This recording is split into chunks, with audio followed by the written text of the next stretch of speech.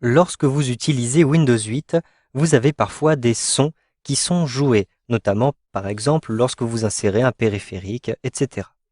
Vous pouvez personnaliser les sons et associer ces différents sons aux actions que vous allez effectuer avec Windows 8. Pour retrouver la configuration des sons, vous avez plusieurs manières de retrouver cette configuration. Vous pouvez passer par le panneau de configuration. Donc, par exemple, je vais retrouver le panneau de configuration grâce au volet qui apparaît ici sur la droite. Ensuite, je choisis les paramètres et je clique sur panneau de configuration. À l'intérieur du panneau de configuration, je vais retrouver matériel et audio. Puis, je vais retrouver les sons. Un simple clic sur son. Et vous le voyez, j'ai ici une nouvelle fenêtre qui apparaît. Je sélectionne l'onglet son. Je vais ici pouvoir associer des actions avec des sons.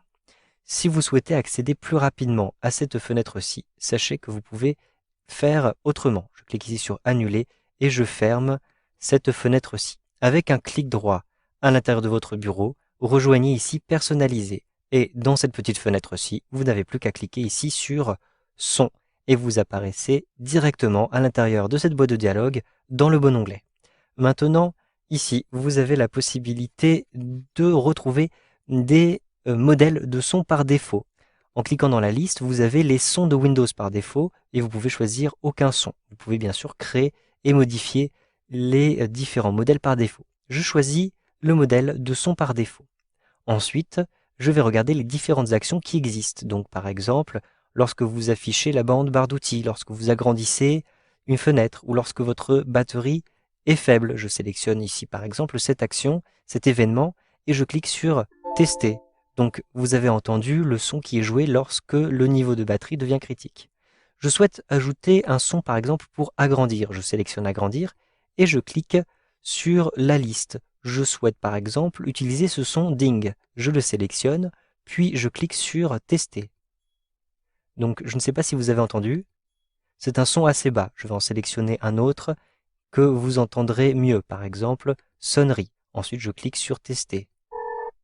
Vous avez entendu le son.